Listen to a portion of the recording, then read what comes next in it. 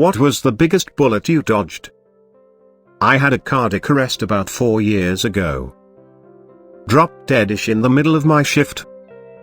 Found out after I woke up about a week later that A. The manager who saw me fall was a former lifeguard and knew proper CPR. B. An ambulance happened to be passing about 2 blocks away. C. Probably the best cardio unit in my state was a 10-minute ambulance ride from where it all happened. Walked out of the hospital about 2 weeks later, full recovery. Not changing jobs in early 2020.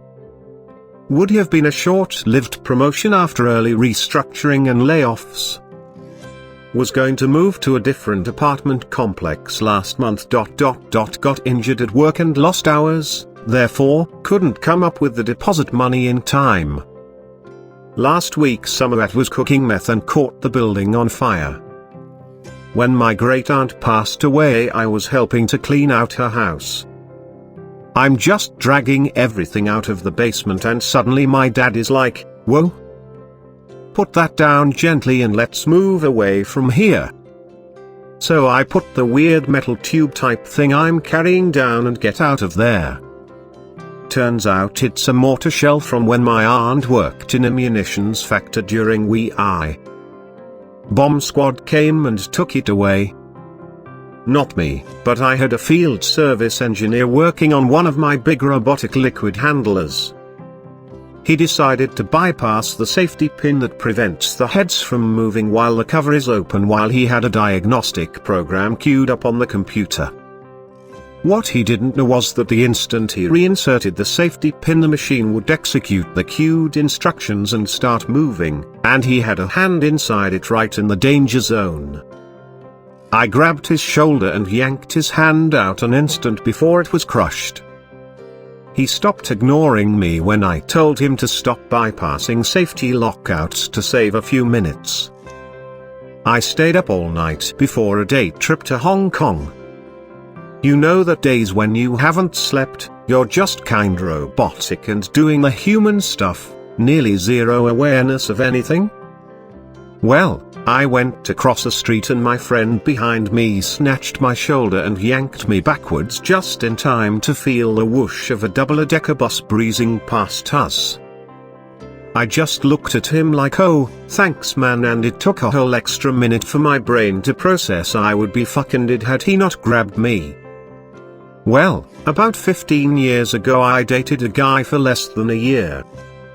It was an awful, abusive relationship and I was happy to get out of it when I did. About 8-9 years ago, I saw him on the news. He strangled his girlfriend to death. He then dismembered her and lived with her body for a month or so before he was caught. Edit, wow. Thank you for all of the awards. I've actually written about this before on Ask Reddit under a "Have you dated a serial killer?" question. Here was my answer, which gives a bit more detail on it. Not a serial killer. But I dated a killer. He was not a killer at the time. We were young, and met on a dating website. He went to my high school but graduated a few years before me. The first month was okay. Then he changed. We had a huge fight one time because he said something silly. I don't even remember what it was, but I playfully threw a pillow at him.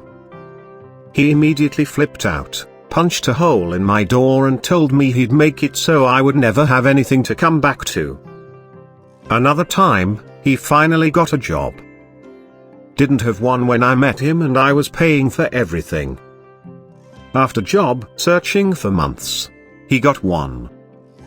It's his first few days at his new job, and all of a sudden he doesn't want to go in. No reason, he just doesn't feel like it. I tell him he better get to that damn job or he's going to lose it. After a lot of arguing, he gets ready and we both get in the car so I can drive him to work. As I'm driving, it gets more heated and he starts strangling me while I'm at a red light. The red light was right next to a gas station and I pull in the while his hands are around my throat. I manage to get him off me and I get out of the car and scream, "What the f? I'm sorry. I blacked out. You just pissed me off so much. I told you I didn't want to go to work." The relationship lasted less than a year. He cheated on me with some girl, and for the first and only time in my life, I was glad someone was cheating on me. You can go live with her and be someone else's problem now. Then years later when I saw him on the news, I felt really bad for that thought. He had handcuffed his then girlfriend, who had just had his baby, to the bed, and strangled her to death. He thought she had cheated on him. He then dismembered her body and lived with it for a month in their apartment. Eventually, the smell tipped some people off along with his GF not being seen by family in a bit.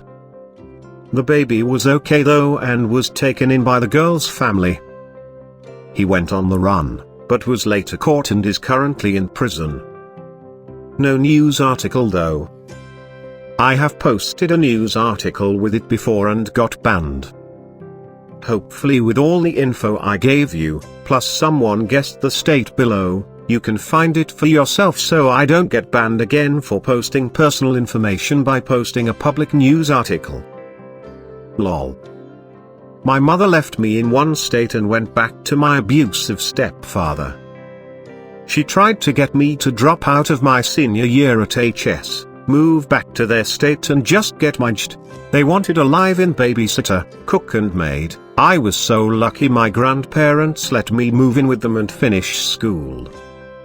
Not my story, but a girl I knew had had a few drinks and decided to hitchhike home, a town about 40 minutes away from the one she'd been drinking in. Note it is very common for people to hitchhike in this area. She gets picked up by a car of guys, all seems fine until she points out they can drop her off just up ahead, and they keep driving. She had that instant sober feeling. She plays it off like she's clueless and totally down to keep hanging out with them, acting like she's very drunk meanwhile they're back in more forested area of the highway. Then she fake dry heaves and says she about to puke, really putting on a show so they stop to let her out. She books it into the bushes and just doesn't look back until she's safe. After I had a stroke, I was in a coma and it didn't look like I'd wake up. The DRS asked my wife if they should let me go. I only exist because she said no. I didn't dodge a bullet so much as my wife blocked it for me. Freshman year of college I had a calc class. It was material I had learned before, but for various reasons they didn't give me transfer credit. So I skipped class quite frequently. Though I usually slept in, one morning I find myself awake at 8:30 and not really feeling like sleep. Might as well check in on the class and see what's going on. It was the midterm exam. My GF and I were going to see Cats, the movie. Our Uber pulls up and straight away we notice something about the driver. To this day, we can't articulate what it was, other than to say he just felt off. We got into his car, already hesitating and a touch anxious. He looks at us in the rear view mirror and makes a comment like "two lovely ladies in my car tonight" or some weird shit. A few minutes in, he makes another semi-sexual innuendo comment about riding with him. My friend notices the handle of a knife just poking out the side of his jacket. She says, "Hey, can we stop at 7-Eleven? We need to grab a Gatorade real quick." So we go in and refuse to come back out. We're considering whether to call the police or not. It was so creepy, but what would we say? Some dude was creepy to us. And while we're hesitating, he winds down his window, brandishes this fucking hunting knife at both of us, screams something about devil women and then just tears it out the parking lot. To this day, my GF and I are so thankful that we got out of that Uber, Otherwise we would have made it to the movies in time and we would have seen Cats. At 17 years/0 I met and married a sweet little North Carolina daddy's girl. Had I not, I would have still been hanging with my friends that just discovered heroin. Of the 3 friends, 2 are dead and 1 did 10 years in prison. A friend had lost his job under suspicious circumstances. A few weeks later he asked me to take him to the bank. As I got near to pick him up, he caught a train. He called to say never mind, he would get someone else.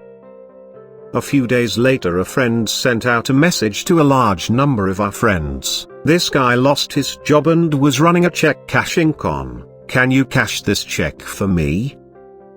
I'll pay you $50 if you do. The check is $500. He has no backing funds, you eat the whole amount. He did this to several friends in a few days to amass a few grand and was about to skip town when the cops got him. There was a pile of stuff that people would leave at our house when I was at university, coats and stuff. Moving out day and we found a random samurai sword in the pile. We were messing about with it, trying to make it go swoosh. I was stood facing my brother while he was swooshing it when the blade dislodged from the handle, flew straight past me and stuck horizontally into my headboard. So yeah, my brother nearly impaled me while messing around with a random sword we found after a house party. Pics for proof. Many years ago, my flight had just landed at Chicago O'Hare and the plane was taxiing when the pilot suddenly slammed on the brakes. People were literally thrown forward against the seat in front of them. A few seconds later, another plane, taking off I think, went screaming by right in front of us. No explanation was given, though our imaginations provided a lot of gory details. Just regular Chicago drivers.